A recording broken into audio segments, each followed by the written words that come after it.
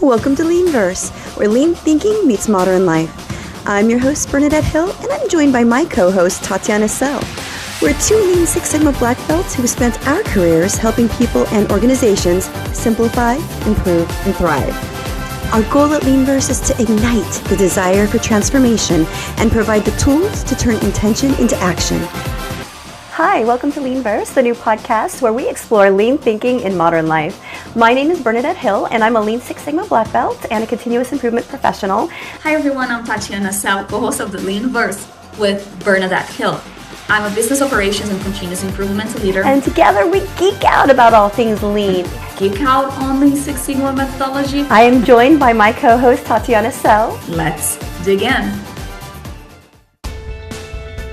Welcome back to LeanVerse, where lean thinking meets modern life. This is chapter 3 of our January series, where Tatiana and I are talking about how to stop failing your New Year's resolutions. In the last chapter, we discussed measuring what matters, goals, metrics, and indicators that tell you whether you're moving towards what really counts. But measurement alone doesn't change anything. So today, we're talking about daily management systems, the practices that turn strategy into daily behavior. Hello, listeners. In the last episode, we talked about daily management as a practice to create visibility and shared understanding of goals and respective metrics. Seeing the signal is really only the first step. What really matters is how folks respond once that signal, or as we talked about, that indicator shows up. Exactly. Here's a simple way to think about it. Daily management tells you whether something is off or whether something is on track. Structured problem solving is the discipline of doing something about that signal using JDIs, known as just do it, or a scientific thinking framework like PDCA, A3, AD, DMake. If you know me, you know I'm pretty agnostic about frameworks. Like our show is called LeanVerse, so obviously we practice Lean Six Sigma most of the time. But we're not advocating for one framework over another. That's really not the point. At a basic level of maturity, it's really responding to that red that matters. And remember, think of those red metrics as like red light on your car's dashboard, right? Something needs attention, even if the engine hasn't stalled yet. So if performance slips and nothing happens, that's the big problem. But maturity doesn't stop there. If you're green all the time, then that may be a different signal. And that signal might be telling you that either you've stabilized, or maybe it means that your goals weren't really stretch goals in the first place, right? They were way too easy to achieve. And our UC Davis Lean Ambassadors bench, red did show up for us when our interest in the lean training spiked after our showcase. And we didn't have anything, we didn't have the catalog ready yet. So as we mentioned, that wasn't a failure, but it was a dashboard light telling us that the system needed better sequencing. So some indicators stayed green for long periods and some went red. And those red ones presented action points for us, right, to reflect and think about what to do differently. But that green was telling us something as well, because when green indicators are green too long, that can also lead to inaction, boredom, complacency, people starting to skip meetings and huddles and thinking that their work is not valuable and important anymore. And that's not something that we want to see when we're dealing with managing our indicators. There you go. This is where behavior really matters. Can be talking about red, greens. Daily management is talking to you. Structured problem solving is really the discipline of responding to those signals with intent and not with emotion. You just said the words, right? The system is talking all the time. And good leadership is whether you pay attention or not, right? Good leadership means you're paying attention to those signals. You can ignore them, right? If your oil light comes on and you keep driving because the car is still running, well, you shouldn't then be surprised when you end up with a much bigger problem down the road. You're paying it with, stability. We talked a little bit about that in the last episode. Before you act, you have to understand what your baseline is, or the baseline meaning where you started, right? And what stability actually looks like in your life and at work. Otherwise, you're always reacting. So you'll feel like you're either constantly firefighting, you're always stressed, you're always anxious, right? And that's not a place where any person can live in all the time. So the daily management systems and also thinking about structured problem solving helps you determine what are the things that I should pay attention to, and what's just noise, what's just information, right? I don't have to really action against. So for us in my family life, It often comes up in our Monday morning routines. Monday mornings are harder for us than any other day of the week. And it's because my kid struggles with transition. She has to go from the restfulness and kind of laziness of the weekend to this very forced productivity that is Monday, getting ready for school and getting ready in your mind, ready for Monday morning. And because I know what our baselines are, because I know Mondays are always difficult, right? That I can predict that next Monday is also going to be difficult. Friday is going to be simple. Monday is going to be difficult. And that allows me to plan for it and put some actions in place to prepare, right? So that you can actually start putting routines in place that help you with the problem, not everything. Understanding what baseline and instability looks like. Otherwise, you are just reacting. I'm going to reflect on that and why it matters. It's because in daily management, we talk a lot about the signals, and now we're talking about how we are reacting to it. That's very important. That's why I wanted to emphasize. There is another reason that it's very important when we're talking about reaction in daily management. And here's one new concept. Not all problems, they deserve the same responsive. This is where the teams get stuck. If an indicator goes off track and you don't know the root cause, that's really when structural problem solving makes a lot of sense. You slow down, you understand the system, and close the gap to standard. Basically, when you're seeing that standard being, I don't know, 80% of a indicator, and you see that you are at 70, you have that gap of 10. This is basically what I'm trying to say in here. But if you are constantly green, what do? Nothing. But no, that's not true. Signal 2, it might be telling you that it's time to raise the bar, to redefine the standard and introduce an intentional stretch. And if you treat every signal the same way, either fixing everything or celebrating everything, you might be missing the opportunity to improve. And here's the uncomfortable truth. You can't solve everything. Resources are tight. I don't know anywhere. I've never worked anywhere where they're like, carte blanche, do whatever you want, spend as much money as you want. And the same thing is at home, right? I don't have a bank account that is unending.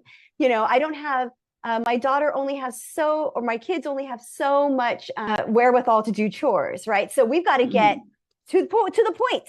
What matters? Measure what matters, react to what matters, right? Because without clear prioritization, teams end up with a lot of things to do, a lot of massive work and no progress.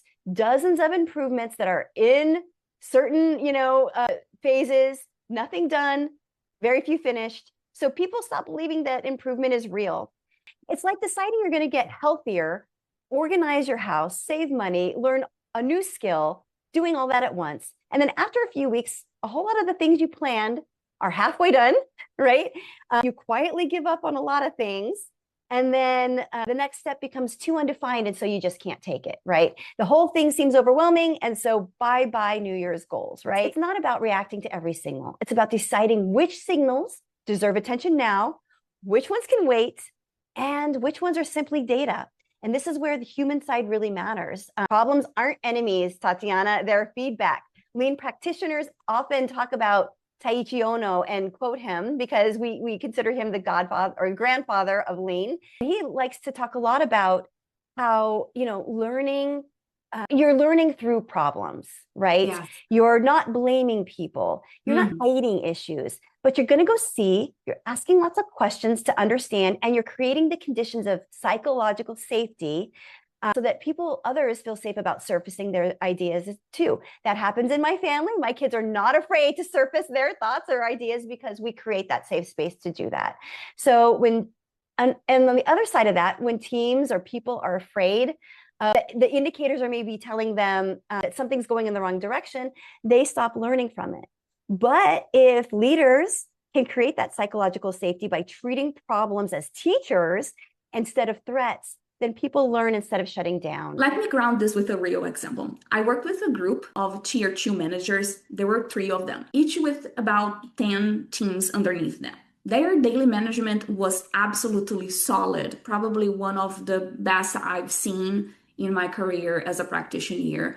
The indicators were visible, they were accessible to the teams were trained, they knew how to read the board, and they were reviewing the boards pretty much kind of a daily. The signals were there. But when something was off track, they froze. They weren't sure really when to act and how much to act, what type of effort they should be putting to solve that problem. And even worse, who should own that problem? They just didn't have that clarity. Over time, we aligned on what stable performance meant for their critical indicators.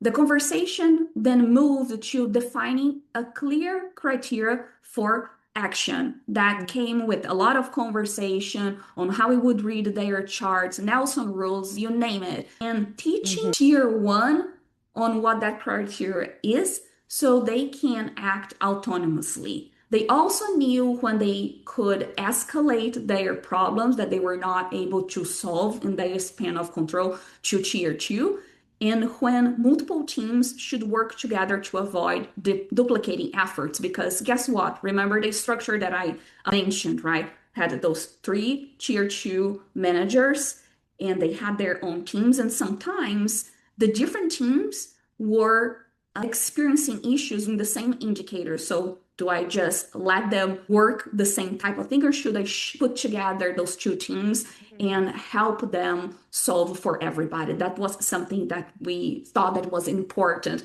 to avoid duplicating efforts. And another thing that was very nice in this coaching process and define the reaction was when they should also be bringing the issues, the problems to tier 3, because tier 2 could not fix them as well. You just brought up a very important thing, aspect of the tiered approach. It's that, and we'll go back to that respect for people that Lean is all about, a major principle, which is we're not going to throw problems at people who are not resourced to solve them, right? And this is something I see all the time, everywhere I ever worked, which is tier 3 leaders that push down what should be tier 3 problems to the tier 1 workforce that is not yet or doesn't have the right resources to solve them.